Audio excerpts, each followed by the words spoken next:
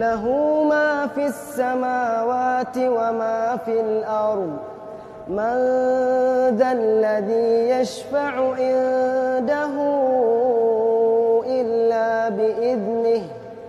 يعلم ما بين أيديهم وما خلفهم ولا يحيطون بشيء من علمه إلا بما شاء وسع كرسيه السماوات والأرض ولا يؤوده حفظهما وهو العلي العظيم